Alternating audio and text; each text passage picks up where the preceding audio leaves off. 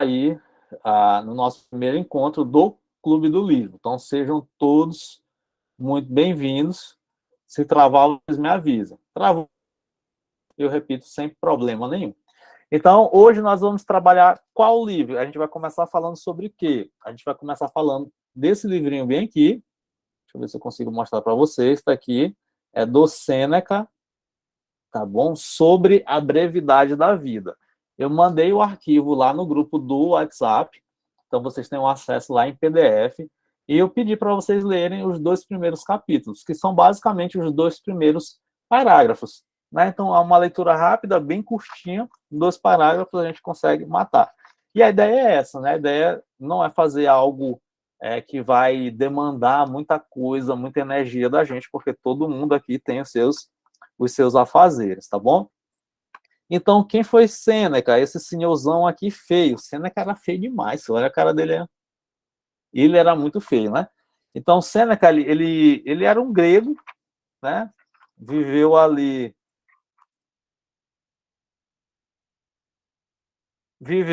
nasceu, na verdade, no século IV antes de Cristo e faleceu 65 anos ali depois de Cristo, tá bom? E aí ele é famoso, né? O Sêneca é famoso pela sua sabedoria e tudo mais. Ele segue uma linha de filosofia que a gente chama de filosofia estoica, né? Então, o que é a filosofia estoica? A filosofia estoica é aquela filosofia que nos ajuda a nos manter no tempo presente e aproveitar a vida sem a gente estar e sem a gente ser escravo das nossas emoções, né? Então, os estoicos, inclusive, eles são conhecidos pela sua frieza, mas não é frieza, na verdade.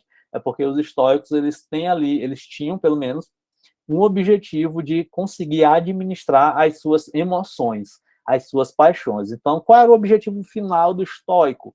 Né? Como é que eles entendiam que era uma vida bem vivida? A vida bem vivida era uma vida em que não era pautada nas emoções, em que a pessoa não era escravo das suas emoções, mas sim ele conseguia administrar muito bem as emoções. Né? Então, esse é o cerne da filosofia estoica, não é que o estoico ele não sente emoção, como muita gente acha nisso, né? Não, ele sente, só que ele está ali focado em administrar as suas emoções. Daí, a gente trazer os estoicos para cá, né? E a gente conversar sobre os estoicos. E aí, nesse livrinho, o Sêneca ele vai nos ajudar a viver bem, né? A viver bem. Porque a gente tem basicamente 2 tipos de pessoas. Eu vou colocar assim, né? Os ansiosos que vivem para o futuro e os depressivos que vivem para o passado, né? Então a gente tem essa distração, né? Algumas pessoas conseguem viver aqui no presente, beleza, maravilha. Mas, né, tem os que vão lá para o futuro, né? E é muita treta, eu penso no futuro e não consigo viver no presente. E tem gente que pensa muito no passado e não consegue viver no presente. Então a gente vai articular aqui os capítulos, são quantos capítulos aqui?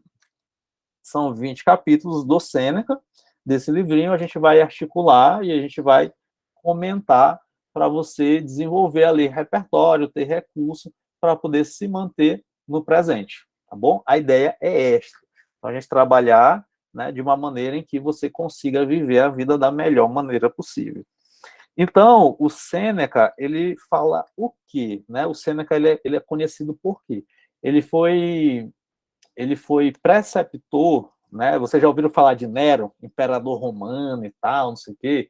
O Sêneca ele foi preceptor do Nero, né? Então ele ensinou o Nero ali e tal. Aí depois o Nero deu o pé na bunda dele e tal, se separaram, mas ele iniciou, ele educou. Então isso antigamente era muito comum, né? Então o imperador, uma pessoa importante, um governante e tal, ou uma pessoa que tinha muito dinheiro, geralmente eles tinham o que chamavam de preceptores, que era o quê? Era um mestre, era uma pessoa, né, que ensinava de maneira individual. Eu não sei se vocês já assistiram a série na Netflix chamada The Crown, né, que fala lá da rainha e tal, e tem um período lá da série em que ela recebe uma educação especial, né? Ela tem um preceptor, né, que faz essa educação pessoal, né? Então, antigamente isso era muito comum, né? Principalmente para quem tinha uma condição financeira muito boa, né? Ou para uma pessoa importante, tipo um imperador, né? Então, ele recebia esse tipo de educação,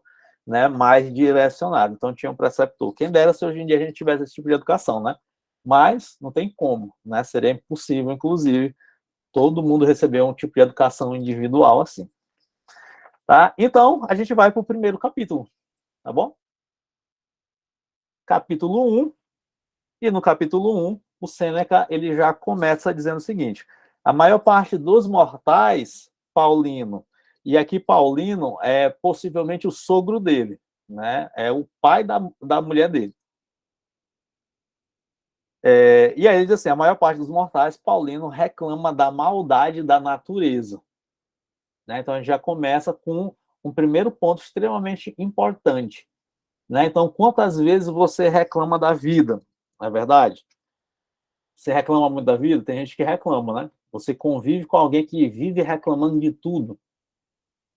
É legal ou é bacana? É legal ou é chato conviver com uma pessoa que vive reclamando? Eu conheço algumas pessoas que reclamam de tudo, né? Reclamam de, cara, nada tá bom, né? Nada tá bom, nada tá bom. A pessoa vive reclamando, vive reclamando, vive reclamando, né? Então, muitas vezes a gente reclama dos nossos acontecimentos diários, tipo, né? Eu conheço uma pessoa, ela é até engraçada, né? É um senhor já de idade, né? Tem ali seus 60 e poucos anos. E esse cara, ele reclama de tudo, né? Tô ali convivendo com ele e tal, ele começa a reclamar, né? Então, teve um tempo que eu estava convivendo mais intensamente com ele, e aí eu ficava só observando, fico olhando e tudo mais. E um dia, a esposa dele estava lá comendo, a gente estava almoçando e tudo mais, a esposa botou muita comida, e aí ele reclamou que tinha muita comida.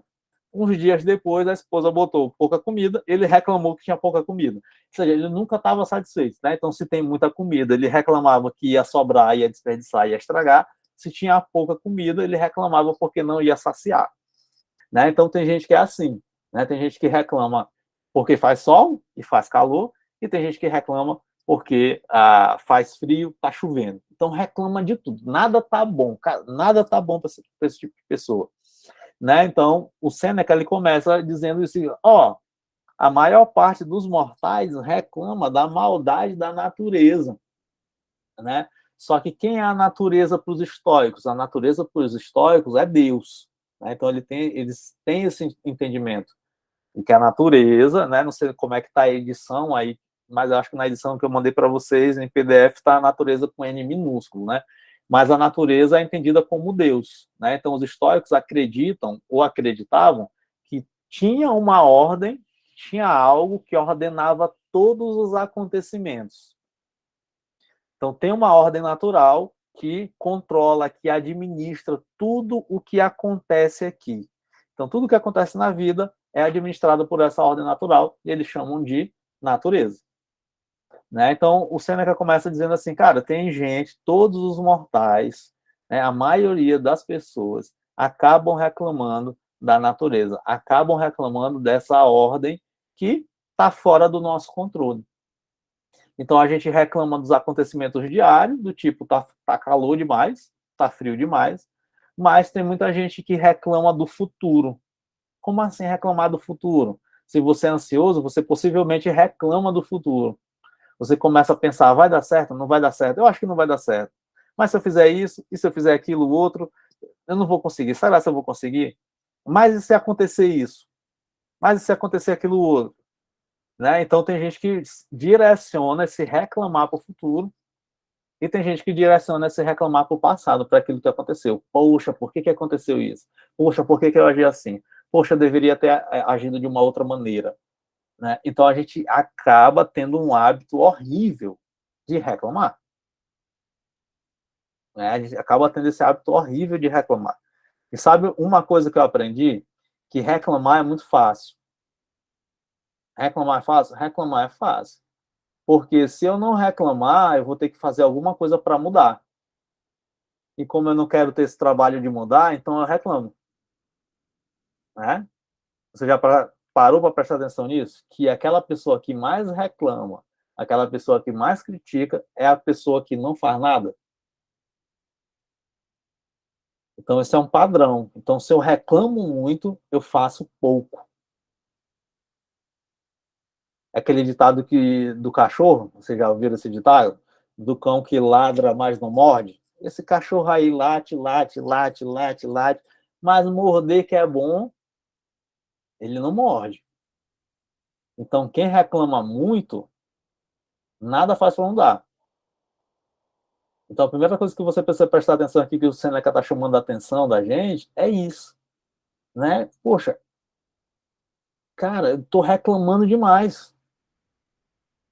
Eu estou reclamando de quê? Eu estou reclamando do meu dia? Eu estou reclamando do meu passado? Eu estou reclamando do meu futuro? Então, reclamar não muda nada. O que muda é fazer alguma coisa. E o pior, quem reclama fica preso ao reino das palavras e do ressentimento. Quem reclama está preso nisso, nesse ressentimento. Seja um medo do futuro, seja, né, uma revolta em relação àquilo que aconteceu no passado. Ou aquilo que está acontecendo no presente. A ação, ela está numa outra ordem. Então, a gente precisa começar a prestar atenção. Será que eu estou reclamando muito? E o Seneca, ele continua no capítulo, ele diz assim, olha, a reclamação, ela é democrática. Né? Eu reclamo muito também. Estou falando isso aqui, mas eu reclamo. Ixi, todo dia eu reclamo? Talvez sim. Né? Principalmente com algumas situações que saem do meu controle. Eu vou lá reclamar. Então, o impulso é, isso daqui já aconteceu de novo, isso daqui já está acontecendo de novo. E eu fico com raiva. Semana passada, então, algumas situações saíram do meu controle e eu, nossa, velho, estava muito estressado, estava reclamando, já estava querendo matar todo mundo. Né? Então, a reclamação faz parte, ela é democrática, ela não é exclusiva, né, do homem comum, ela não é exclusiva de pessoas mais importantes, não. Né? A maioria das pessoas reclama. Isso é um hábito natural. Né? Só que o Sêneca, ele chama a atenção, aqui no comecinho do capítulo, ele diz assim, cara, as pessoas reclamam tanto, e no momento que elas param de reclamar para tentar aproveitar a vida é retirada delas. Olha só, eu passei a vida todinha reclamando, todinha pensando no passado, todinha pensando no futuro, todinha insatisfeita com o presente, que na hora que eu falo assim, e agora parece que eu vou viver, a vida vai embora. A vida acaba indo embora. Não sei se você já assistiu um filme, ele é até famoso, um filme famoso, chamado Clique, com Adam Sandler, que o Clique, ele ilustra isso. Né? O Adam Sandler, ele reclamava lá, ele tinha um objetivo profissional, né? E ele condicionava a sua felicidade a uma efetivação de um cargo lá, uma promoção. Então, ele procurava uma promoção no serviço. Ele falava, nossa, quando eu for promovido, aí sim, eu vou aproveitar os meus filhos. Quando eu for promovido, aí eu vou aproveitar a vida com a esposa. Quando eu for promovido, aí eu vou ter dinheiro. Quando eu for promovido, aí eu vou ficar feliz. Aí até que dão para ele um diabo de um controle. Né? Isso que é cômico, né? Ele recebe o controle ali. Recebe o controle. E aí ele vai, né? Vamos então até o ponto em que eu sou promovido. E que ponto é esse? Final da vida. Né? Então, ele recebe a promoção, ele chega nesse ponto da vida, só que aí o que acontece? Qual é a ironia lá do filme? Ele tem um ataque cardíaco e morre. Morri. Quando? Quando eu imaginei que aí sim eu vou aproveitar a vida sem reclamar. Né? Então, aí nesse momento ele tem um ataque do coração e acaba morrendo. Né? Aí você pode assistir o filme, talvez você já tenha assistido o filme, entendeu o que eu falei. Se não, eu vou tentar não dar spoiler. Né? Então, ele está dizendo, eu sou assim, estou me vigiando para mudar e não reclamar muito. Todos nós reclamamos. Isso aqui é um hábito ruim da gente. É um hábito ruim. Né? Mas a gente precisa ficar muito atento a isso. E é assim que o Sêneca ele começa a nossa provocação. E ele diz o seguinte, a pessoa que reclama, no final das contas, ela não consegue aproveitar a vida. Porque ela passa a vida reclamando. Então, se ela passa a vida reclamando, ela não passa a vida desfrutando. Entende? Então, se eu reclamo, a minha energia está aonde? Está naquilo que falta, está naquilo que deveria ser, está naquilo que deveria ter sido. E eu deixo de fazer o quê? Eu deixo de desfrutar. Então, quem reclama, não desfruta. Então, se você tem o hábito de reclamar, você não consegue desfrutar da vida, você não consegue se conectar no presente. E o Sêneca, ele chama a atenção para isso. No final das contas, não é que a gente acaba tendo pouco tempo para viver, que é essa a impressão que a gente tem, mas a gente desperdiça muito tempo. A gente acaba desperdiçando muito tempo da nossa vida colocando a nossa atenção em outros lugares. Quem tem ansiedade aqui sabe muito bem que tem certos momentos da tua vida que tu não consegue lembrar. Não é isso? Rapaz, eu não sei o que eu estava fazendo em 2020. 2020 foi muito louco. Por quê? Porque eu estava tão ansioso, estava tão preocupado, minha atenção estava em outro lugar que não estava no presente. E aí acaba que a vida ela se torna curta. E aí a gente tem a impressão de que a gente não tem tempo suficiente. Então, o Seneca ele está chamando essa atenção. Cara, peraí. Né? A gente está reclamando que a vida é curta. Mas, na verdade, não é que a vida é curta. É porque a gente desperdiça muito a nossa vida com várias distrações. Com várias distrações. E o Seneca ele vai continuar no capítulo, ele chama atenção para duas distrações, basicamente. Que ele chama de luxo, dependendo da tradução e da edição. Ele chama de luxo. Algumas traduções e edições vão chamar de luxúria. E outras ele vai chamar de negligência. Então ele está dizendo, olha, a gente desperdiça a vida com luxo, desperdiça a vida com luxúria e desperdiça a vida com negligência.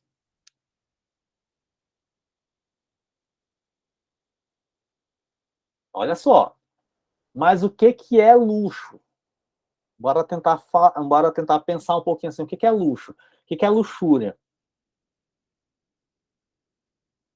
Cara, quando a gente pensa em luxúria, geralmente a gente pensa ali numa valorização da área sexual, né? Então, o que é luxúria? É um pecado capital. É um vício capital, né? Em que nesse vício tem algo exagerado em relação à área sexual, né? Em relação à área sexual. Então, isso é luxúria. Mas de maneira simbólica, aqui o significado que eu quero trazer para a gente, né, não é necessariamente aqui, né, para essa questão sexual, mas para um exagero. Né? Então, o que é algo luxuoso? É um exagero, não é isso? Ah, tem uma coisa aqui luxuosa, tem uma casa luxuosa, né? Então, é um exagero, tá bom? Então, tenta entender luxo como isso, né? Como esse exagero. Então, quando há um exagero, né, pela busca, principalmente atualmente, quando há um exagero pela busca de prazeres, não somente sexual, tá bom? Mas qualquer tipo de prazer, de gratificação imediata, então a gente desperdiça a vida. Talvez você tenha e tente ordenar a tua vida tão somente por essas gratificações imediatas. Ou seja, eu estou evitando sofrer, eu estou buscando prazer o tempo todo. Um exemplo assim prático: você está dormindo, o teu despertador toca. 6 horas, você precisa acordar para levantar. O que tu faz? Tu levanta logo, animado, empolgado com o dia? Não. Tu trisca lá na soneca, e aí é um ato de luxo. Tu trisca na soneca e cochila mais 10 minutos. Ou seja, tu tá querendo uma gratificação imediata. Há um exagero pela busca do teu prazer. Tu tá num sono ali tão quentinho, debaixo do edredom, quentinho, velho, ali. Pô, eu vou levantar agora? Não vou levantar. Então, muitas vezes a gente coloca a nossa vida, a gente desperdiça a vida fazendo isso, nos proporcionando pequenos prazeres, não é assim que acontece? É desse jeito. A gente evita sofrimento o tempo todo. Então, quando a gente evita sofrimento o tempo todo, quando a gente está buscando o tempo todo prazer e recompensa imediata, então a gente está vivendo uma vida luxuosa. Não é uma vida luxuosa materialmente falando, necessariamente. Quando a gente fala em luxo, a gente pensa só em muito dinheiro, né, em muito glitter e brilho, não sei o quê, mas não. Né? O que é o luxo? O que é a luxúria? É um ato desproporcional de busca por prazer e recompensa imediata. Isso é luxúria. Isso é a busca pelo luxo. E quantas vezes você não agiu de maneira luxuosa, buscando justamente essa gratificação imediata? Então, o Seneca está chamando atenção para esse ponto. Olha, quando você vive a tua vida buscando luxo, você está desperdiçando a tua vida. Quando você busca gratificação imediata, você está desperdiçando a tua vida.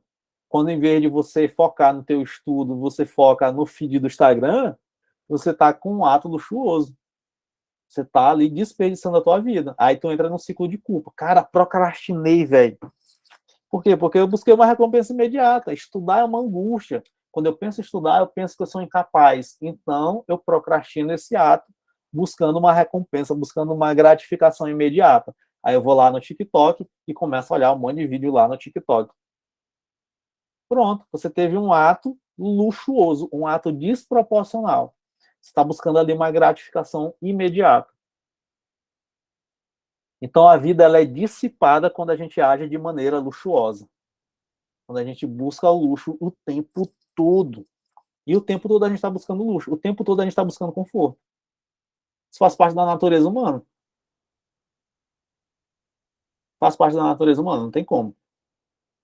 Não sei se vocês já viram uma pesquisa, é um estudo, né? Talvez você já tenha visto esse vídeo no YouTube. Depois bota lá no YouTube. Eu não sei o nome da pesquisa em si. Mas o cerne da pesquisa é: o pesquisador vai lá, tem uma sala em branco, e é uma pesquisa, um estudo com crianças. E aí o pesquisador vai lá e diz assim: Fulano, Joãozinho, tá aqui. Isso daqui é um cupcake, né? Isso daqui é um docinho. Eu vou botar aqui o docinho em cima da mesa, eu vou sair por 5 minutos. Quando eu voltar, se o docinho ainda estiver aqui em cima da mesa, tu vai ganhar outro docinho. Tu vai ficar com 2 docinhos. Aí o pesquisador vai lá, bota um docinho, sai. Aí a criança fica olhando. Aí a criança olha o docinho olha a criança olha o docinho. Aí ela começa a triscar. Aí começa. Aí trisca um pouquinho, trisca um pouquinho, trisca um pouquinho, daqui a pouco não aguenta, come. Ah, consegui. Aí lá vem o pesquisador e entra com outro doce na mão. E olha, fulano, Joãozinho, mas tu comeu o docinho. Ah, eu comi. Ah, agora não vai ganhar o outro. Aí a criança fica chateada. Poxa, eu devia ter resistido a essa parada bem aqui. Prazer imediato. E aí, o que esses pesquisadores descobriram? Olha só que interessante. O que esses pesquisadores descobriram? Eles continuaram, esse é um estudo antigo, eles continuaram acompanhando essas crianças até a idade adulta delas, até os 30 anos, e eles descobriram que as crianças que conseguiram resistir aos prazeres imediatos foram as crianças que tiveram mais sucesso na vida. Ou seja, aquelas crianças que conseguiram ali sofrer, que é uma recompensa imediata. Eu como doce, eu fico feliz. Então, se eu resisto, eu vou ter um nível de sofrimento. Né? Então, aquelas crianças que conseguiram resistir ao doce, resistir a essa recompensa imediata, elas conseguiram ter um sucesso maior na vida. Olha só que interessante. Então, essas crianças, elas não tiveram um ato luxuoso, né? Se a gente fosse utilizar outro pecado capital, elas não tiveram um ato guloso, elas resistiram e elas conseguiram ter mais sucesso na vida. Que é o que o Seneca está falando bem aqui. Ó, 60 anos depois de Cristo. Ele está falando aqui. Olha, a pessoa que tem ato luxuoso, ela dissipa a vida passa por ela. Desperdiça a vida. Então, se eu quiser ter sucesso na vida, se eu quiser avançar na vida, então, em certa medida, eu vou ter que abdicar de certas recompensas imediatas. Então, olha só a dica do Sêneca para a gente. E o outro lado da moeda, né, é o que ele chama de negligência. Então, se por um lado eu tenho um ato desproporcional, eu quero logo uma recompensa imediata, por outro lado, eu posso ser negligente, eu posso ser descuidado, eu posso ser desatento, eu posso ser indiferente. Ou seja, eu tenho algo que eu posso fazer, eu tenho algo que eu deveria fazer e eu não faço. Ah, não, depois eu faço. Ah, não, isso daqui não serve para nada. Ah, não, isso daqui não tem valor. E quando a pessoa percebe, a pessoa que é negligente, ela desperdiça a vida. Então, esse binômio luxo, esse binômio luxúria-negligência, parece conduzir a vida de muita gente. Principalmente pós-revolução tecnológica. Né? Principalmente com isso daqui, ó, com celular e tal, atomização de rede social. A gente está, assim, imerso em atos de luxo, como busca pela recompensa imediata, seja através de um vídeo, de um TikTok que a gente olha, através de like, todo tipo de reforço psicoemocional promovido por rede social. Né? E, por outro lado, a gente é negligente com a nossa vida real. Porque, se a gente parar para prestar atenção, quase não há prazer nem recompensa na vida cotidiana e ordinária. Não é isso? Não há. Se a gente for parar assim, para prestar atenção durante o nosso dia, a vida muitas vezes é a rotina, é o que é repetitivo, é o que é ordinário. Não tem nenhuma animação, não tem nenhuma empolgação, não tem nenhum ato de luxo durante a nossa rotina, dificilmente. Então a gente busca refúgio aonde? Aqui, ó. Então esse binômio é muito atual. Luxúria, negligência. Se por um lado eu busco essa recompensa, esse prazer imediato, muito através ali de ser hiperestimulado, pelas mídias sociais, pelas redes sociais, pelas tecnologias. Por outro lado, eu sou completamente negligente com a minha vida real e com a minha rotina. Eu não consigo ter uma alimentação saudável, eu não consigo ter uma rotina de atividade física, eu não consigo manter uma rotina de sono, eu não consigo ter ali um engajamento no meu trabalho. Por quê? Porque a vida é monótona.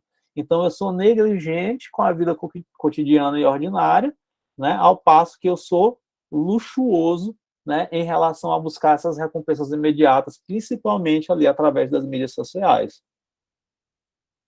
Então, olha só como a gente está desperdiçando a nossa vida.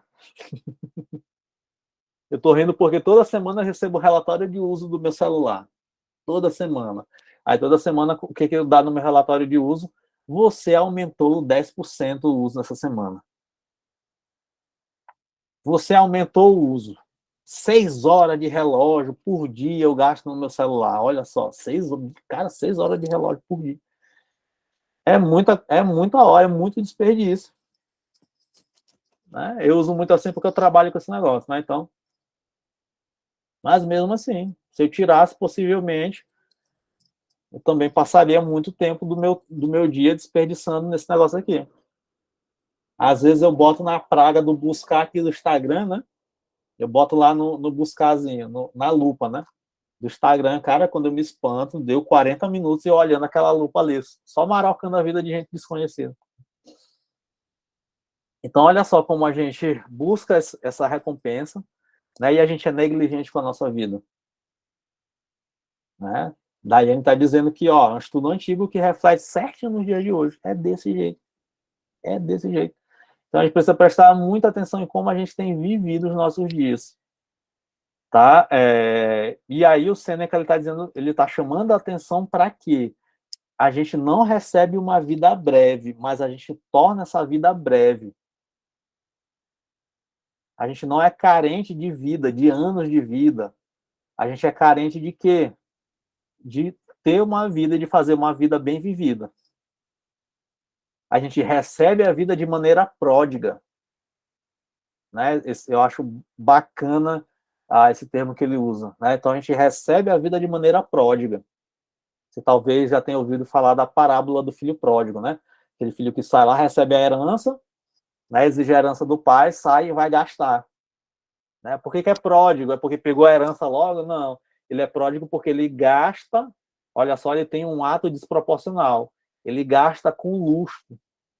Toda a herança dele, ele torra. Pá, e bebida, e farra, e comida, e paga para todo mundo. Até o ponto em que ele perde toda a sua herança, né, e começa a comer ali a comida dos porcos. Né? Então a gente recebe muitas vezes, e hoje muitas vezes a gente age na nossa vida de maneira pródiga, desperdiçando a nossa vida. Então, se você está conectado muito no futuro, se você está conectado muito no passado, então você está como se você estivesse desperdiçando a tua vida.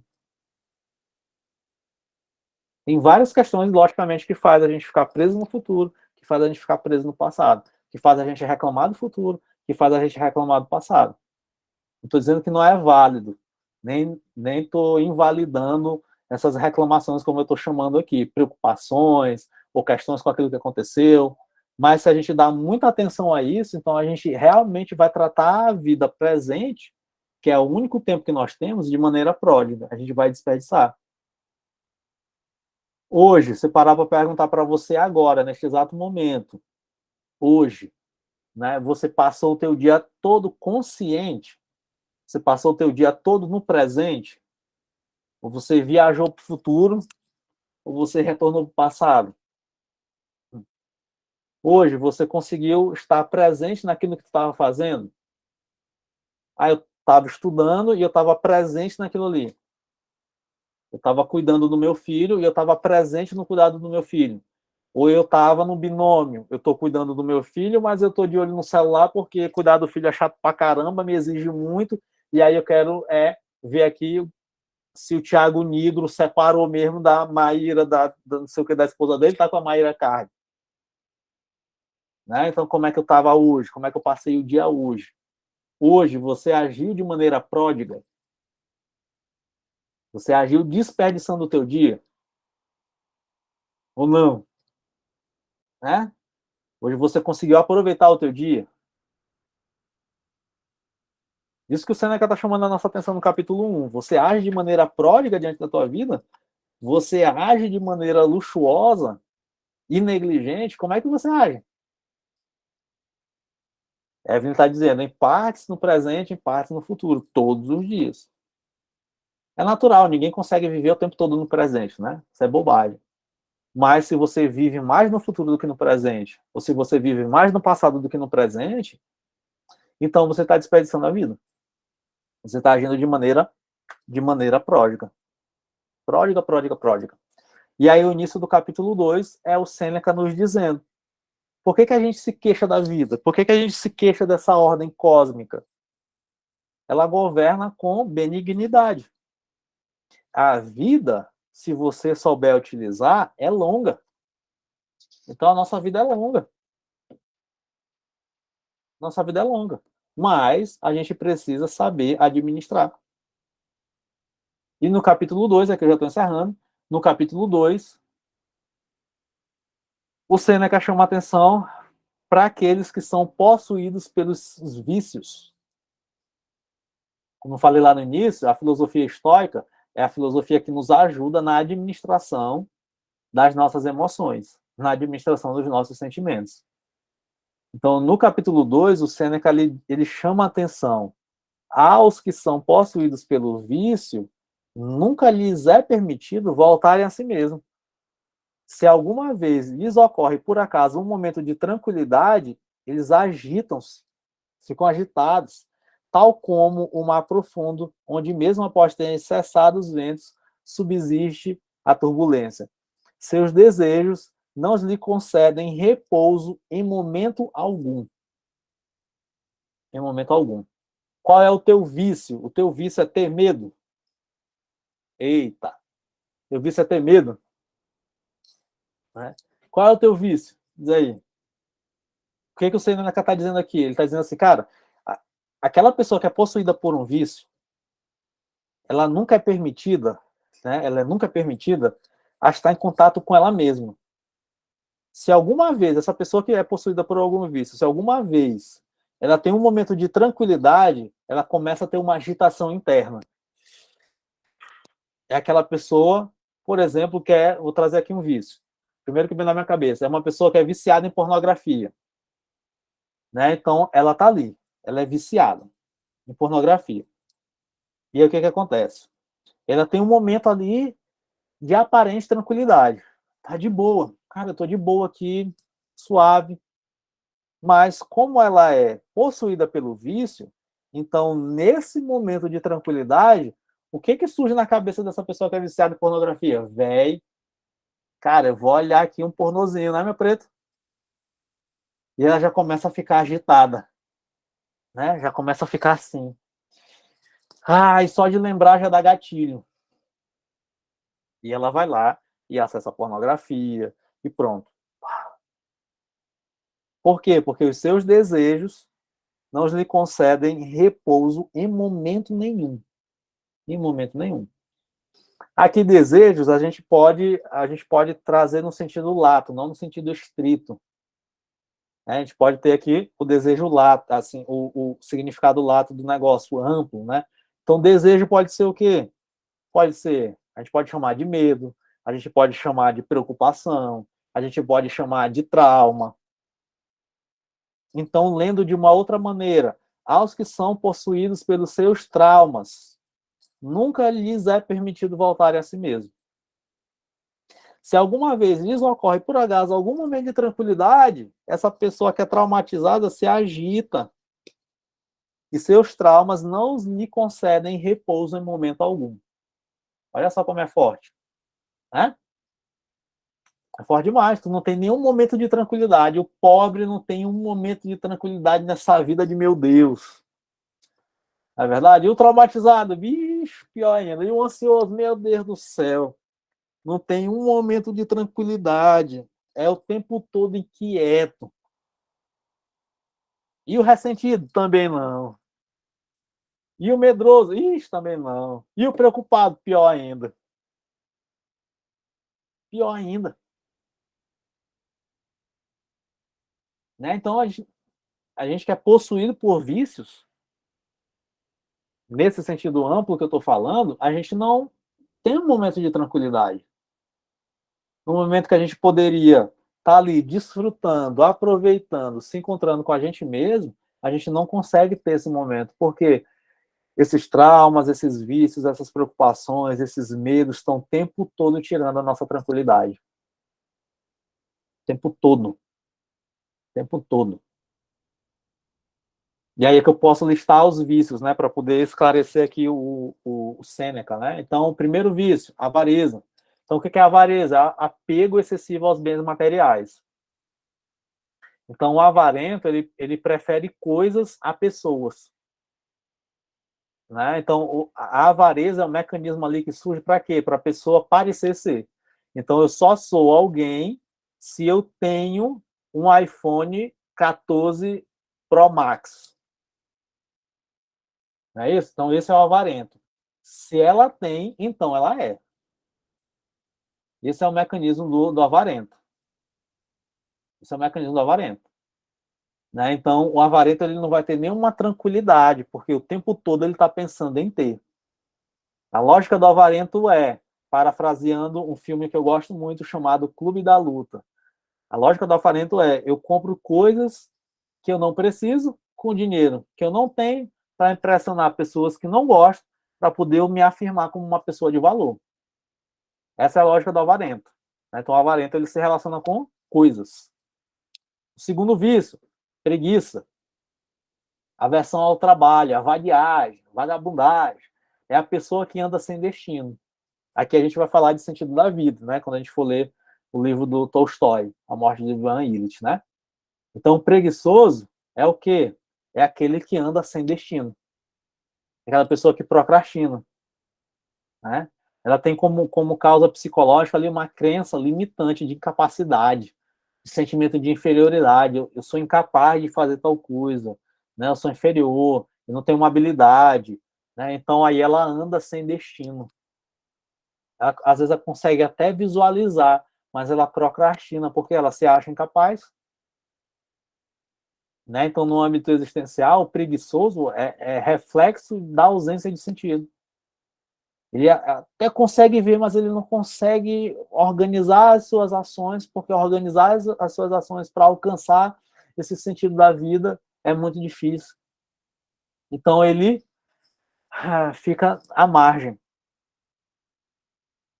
Então ele é avesso a isso.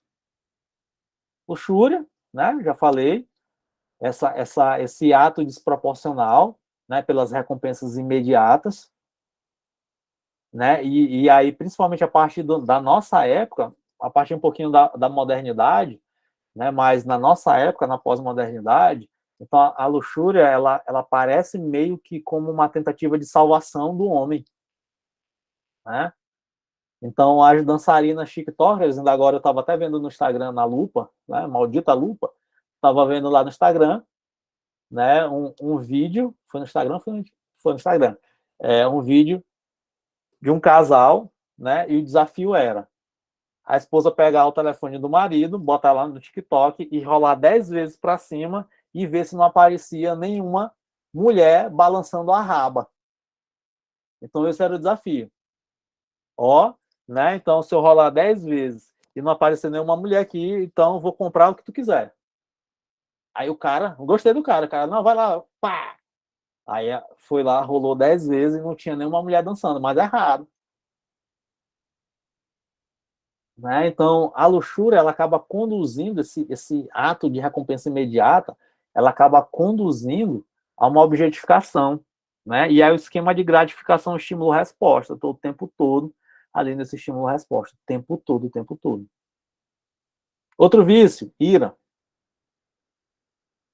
A ira é uma aberração do sentimento instintivo de quando a gente é atacado. Então, uma pessoa que é muito irada, né, a ira, inclusive, é considerada como uma paixão, né? Então, a ira é uma necessidade violenta de reação, provocada por um sentimento de contrariedade, físico ou moral. Então, toda vez que a gente reage de maneira irada, né, é como se a gente percebesse assim, cara, alguém cometeu um ato de injustiça contra mim. Alguém cometeu um ato de injustiça contra mim. Então, eu vou lá e dou uma resposta de ira. Não é assim? Rolomei, psicólogo que eu gosto muito, ele disse que a ira, a rebeldia, é uma manifestação da ausência de liberdade. Então, quando eu percebo que estão tirando a minha liberdade, então tem uma resposta de ira, de raiva, de rancor.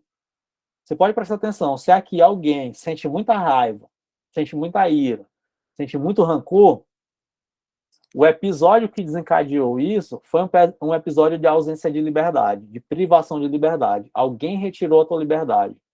E aí por isso você sente raiva hoje. E aí por isso você guarda rancor hoje. E aí por isso você sente muita ira hoje. Então toda vez que a gente tem a nossa liberdade retirada, então a gente tem uma resposta de ira. E aí geralmente esse episódio ele é um contexto de violência, ele pode ser um contexto de violência, tá? Ou seja, pode ser uma violência psicológica, então alguém te manipulando psicologicamente. E aí tu tem essa resposta de ira, ou alguém te manipulou psicologicamente lá atrás, sei lá, um pai controlador, uma mãe narcisista, né? Violência psicológica. Mas pode ser um contexto de enganação, de ludibriação. Por exemplo, vou falar aqui algo que pode ser gatilho para alguém, né? Mas, por exemplo, um contexto de abuso sexual com crianças. Se você prestar atenção, não tem violência e nem agressividade. Tem o quê? Tem ludibriação. Né? É diferente de um estupro com uma pessoa adulta. Uma pessoa adulta é o quê? É violência e agressividade. Com uma criança, é ludibriação. É convencimento, é enganação. Não é assim que acontece? Então, quando a pessoa tem um vício da ira, cara, eu sinto muita raiva. Eu sinto raiva, eu sinto raiva, eu sinto raiva o tempo todo. Então você teve ali um episódio em que a tua liberdade ela foi retirada. Teu limite ele foi invadido. Próximo vício, a gente pode chamar de gula. Né? Então, quem sofre ali com a gula, aquela pessoa que come muito, Simbolicamente, né, a gente pode imaginar a gula como um desejo exagerado, incontrolável de possuir alguma coisa que me falta. Então, o guloso é aquela pessoa que está ali o tempo todo, cara, eu quero mais, e não sei o que, e está faltando sempre alguma coisa, e está faltando sempre alguma coisa, está faltando sempre alguma coisa, e está faltando sempre alguma coisa. Né? Então, o guloso é essa pessoa, né? Não somente em relação à comida, mas em relação a outras coisas. Então, eu nunca estou satisfeito, sabe? Aquele eterno insatisfeito, eu nunca estou satisfeito, nunca está bom, está sempre faltando alguma coisa, está sempre faltando alguma coisa. Então, esse é o guloso. O outro vício, inveja. Como já dizia São Tomás de Aquino, a inveja é a tristeza pela felicidade dos outros. Então, o que é inveja? É sempre a tristeza pela alegria do alheio. Então, o invejoso, ele fica feliz quando o outro conquista algo, não é assim? Esse é o movimento, né? E tem algo importante, salvo engano, né? Tem pesquisas que dizem que a inveja ela é processada fisiologicamente na mesma região, né, do cérebro que a dor física. Né? Se eu não estiver enganado, é no, é no córtex dorsal anterior. Né? Então, a pessoa que sente inveja é como se ela sentisse realmente uma dor física. Sempre. Né? E o invejoso, ele sente inveja por quê? Porque ele se sente incapaz de conquistar aquela coisa, aquele objeto, aquela habilidade que a sua pessoa, o alvo da sua inveja, conquistou e tem. Né? Então, e aí algo interessante que é a pessoa que é invejada é sempre ali, a gente chama de simétrica, né? Então, Otton, tenho 34 anos, eu não vou invejar uma criança de 5 anos. Eu vou invejar quem? Um homem da minha faixa etária. É simétrico, ali em idade, em nível socioeconômico. A parada do vizinho, o vizinho bem aqui, bem pertinho de mim, bem próximo a mim. E há no invejoso uma sensação de injustiça. Né? Então, se eu sou igual, então eu deveria ou devemos ter as mesmas coisas. Só que, logicamente, o invejoso ele se sente incapaz. E aí ele pega essa sensação de capacidade e joga esse ódio que ele tem nele mesmo, com ele mesmo, ele joga, transfere para a pessoa invejada. Ele começa, fulano comprou outro carro, tá roubando. Tomara que esse carro quebre. Tomara que esse carro capote. Carro novinho, tomara que venha alguém e arranhe esse carro logo. Né? Porque é um ódio direcionado ao outro, que na verdade é um ódio que ele tem contra ele mesmo, porque ele se sente incapaz de conquistar aquilo. E o último vício é o vício da... Paloma está perguntando aqui, mas sentir inveja não é meio involuntário? Não. Pode ser algo automático. Nesse sentido de automático, é involuntário? Talvez sim. Mas só que qual é a origem? Aí você precisa prestar atenção da origem dessa inveja. Porque a origem da inveja é justamente o entendimento de que eu sou invejoso. Né? Então, eu estou invejando, deixa eu ver aqui, eu estou invejando o Marcos. Né? Então, o Marcos chegou e ele conseguiu um emprego bacana. O Marcos foi promovido, conseguiu um emprego massa, cara. Aí eu senti inveja, involuntário. Né, Paloma? Ih, rapaz, ó, olhei a situação, olhei Marcos conquistando um emprego massa, foi promovido. Inveja, pá, involuntário, veio automático, senti inveja. Percebi que estou com inveja dele. Mas qual é a origem desse sentimento?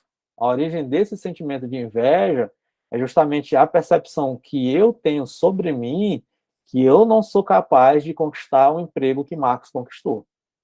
É esse o fenômeno da inveja. Então é por isso que não tem inveja branca, tem inveja branca e tal. Não existe esse negócio. Porque a inveja é fruto, a inveja é resultado de um sentimento de incapacidade que a pessoa tem. Né? Então ela se sente incapaz, por isso ela inveja aquele outro que conquistou. E aí ela fica triste com a vitória do outro, não necessariamente. Ela fica triste justamente porque ela percebe que ela é incapaz de conquistar aquilo ali que aquela outra pessoa conquistou. Aí ela se sente triste. Cara, o outro tá alegre e eu tô triste com aquela vitória, com aquela conquista do outro. Mas por quê? Eu tô triste porque ele conquistou? Não. Eu tô triste porque na hora que ele conquista, ele reflete a minha incapacidade. Ele deixa explícita a minha incapacidade. Aí eu sinto inveja. Então esse é o fenômeno da inveja. Então é involuntário, mas qual é a origem? É uma sensação de incapacidade, é uma crença de incapacidade. Então, pode prestar atenção. Todo invejoso se sente incapaz. Todo invejoso se sente incapaz. Eu tenho uma pessoa muito próxima a mim que ela é muito invejosa. Então, ela pareou uma outra pessoa que faz parte do nosso grupo ali de amigos e tal. Ela pareia uma outra pessoa. E toda vez que essa outra pessoa conquista algo, ganha algo, não sei o quê, ela começa a se sentir triste. Aí ela começa a entrar numa crise. Ah, eu não tenho valor. Ah, eu não presto mesmo. Ah, eu nunca vou conquistar nada. Ah, eu nunca conquistei nada. Então, a conquista do outro, para o invejoso, é o reflexo da sua incapacidade. Então, é por isso que a inveja surge. Então, a inveja é fruto de. A inveja é resultado de. E tem muita gente que vive com isso, né? Cara, eu vivo com inveja e tal, então você precisa prestar atenção. Se você sente inveja, você precisa prestar atenção nesse teu movimento interior, né? E o último vício aqui é o que a gente chama de vaidade ou de soberba, que é a valorização exagerada de si mesmo, né? Então, o vaidoso é aquele que se acha melhor do que os outros, né? Ah, eu sou melhor, eu sou mais bonito, eu posso mais, não sei o quê. Né? Então, é aquele eu que é tão pesado, tão pesado, tão pesado que cai. Pá, usando aí a metáfora bíblica, né? Então, qual foi ali o pecado de Lúcifer? Né? Ele se achou vaidoso. Ele se achou o anjo mais bonito do céu. Por isso ele acabou caindo, né? Ele caiu, pá. E um outro exemplo de vaidade, né? Um outro exemplo de soberba é o quê? É o mito do Narciso, né? E aí tem um vizinho aqui com carro de som alto. Então, um outro exemplo, e aqui eu termino, estou encerrando já às 7 horas, né? Um outro exemplo de vaidade é o que é o mito de Narciso. Depois vocês coloquem no Google lá, a pintura mito de Narciso. Aí tem o Caravaggio, mas tem o, acho que é Bouguereau, que é uma pintura mais aberta, que tem uma paisagem, e aí você consegue olhar o mito completo. Aí eu vou só pontuar aqui o mito de Narciso, né? Então, o que é o mito de Narciso? Narciso, ele nasceu e aí foi dado uma promessa a ele, foi dada uma profecia a ele. Falaram assim, ó Narciso, tu vai dar certo na vida, tu vai ter sucesso na vida se você não olhar a sua própria imagem. Então, se tu não olhar a tua própria imagem, então tu vai dar certo na vida. Só que aí o que acontece? Narciso, por acidente ou não, ele acaba olhando o seu reflexo no rio. Ele começa a contemplar e ele acha assim, nossa, cara, que cara bonito, velho. Olha só como eu sou lindo. E Narciso era muito bonito, segundo o mito. Bonito, habilidoso, virtuoso, só que ele cai nisso. Ele cai na vaidade. Ele começa a admirar a sua própria beleza. Começa a admirar a sua própria beleza. E aí, por admirar a sua própria beleza, o que ele faz? Ele se esquece da realidade. E aí, lá no mito, tem uma ninfa chamada Eco. Essa pintura que é mais aberta, né? Você vai ver lá a ninfa do lado. E a ninfa chamada Eco fica chamando Narciso. Narciso, vem aqui. Estou toda eu aqui bonita, maravilhosa, linda e gostosa, esperando o teu amor. E tu tá fazendo o quê? Tu tá olhando para ti mesmo, cara. Sai desse negócio. E aí os mitos vão dizer que o Narciso ele admira tanto a sua imagem que ele definha até morrer. Outras versões do mito vão dizer que o Narciso tenta beijar ali o seu reflexo, ele cai no rio e morre afogado. E acaba morrendo afogado. Né? Então, as pessoas que, né, têm os seus vícios, elas são pessoas que elas não têm ali um momento de tranquilidade, elas vão ficar o tempo todo inquietas. E é isso que o Sêneca está dizendo no capítulo 2. E no finalzinho do capítulo 2, ele diz assim, ó, tu jamais teve a dignidade de te examinar e de te ouvir. Jamais. Cara, eu tenho um movimento de inveja dentro do meu peito.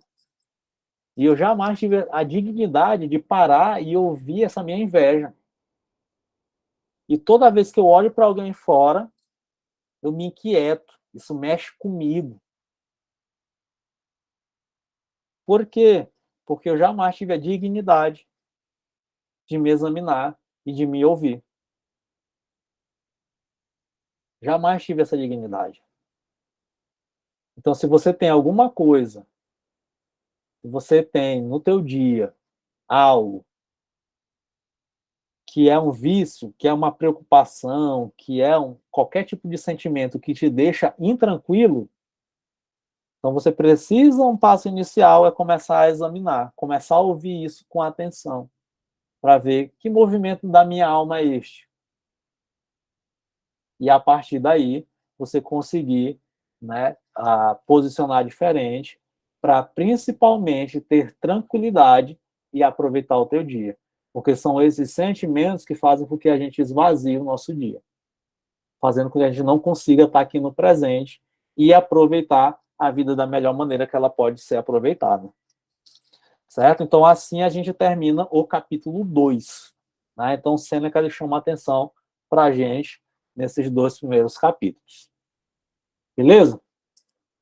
7h10, passei 7h09, passei 9 minutinhos do nosso horário, tá bom? Mas foi isso, tá bom? Então, para nosso primeiro encontro, então tiveram essas pontuações, né? Espero que tu consiga aplicar aí de alguma maneira na tua vida, né? Depois, de repente, eu posso trazer algum exemplo mais concreto, mais prático, né? Para poder a gente fazer uma aplicação melhor para a nossa vida, tá bom? Então, leia o capítulo de novo, capítulo 1, capítulo 2 de novo, né? A partir desses comentários que eu falei aqui, e aí tente refletir um pouquinho, tente pensar e perceber o teu dia. Como é que eu tenho passado o dia?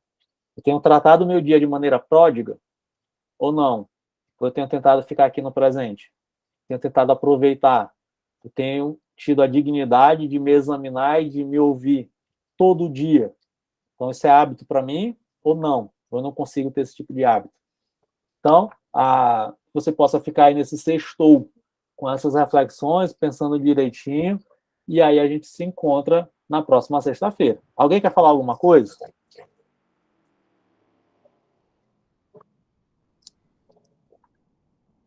Não?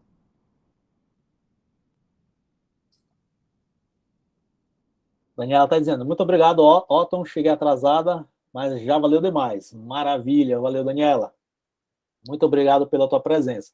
Divulguem, tá bom? A gente está aqui toda semana, toda sexta-feira, às 18 horas. Das 18 às 19, 1 hora rapidinho para a gente falar. E a gente está trabalhando Sêneca sobre a brevidade da vida. Tá bom? Então, aí até a próxima semana. Tchau, tchau. Daniela, eu vou enviar essa primeira só, tá bom? Só porque vocês mexem com o meu coração, tá bom? Eu vou enviar essa primeira, mas as próximas, a gravação vai ficar somente na comunidade Dias Melhores, tá bom? Então, beijinhos, beijinhos, certo? Eu vou mandar as minhas anotações desses 2 primeiros capítulos, tá bom? Eu vou mandar, já dar um bônus aí de graça para vocês, vou mandar direitinho lá no grupo. Beijinhos, boa noite, até sexta que vem, vamos nos falando. Boa noite, tchau, obrigada. Tchau, tchau, galera.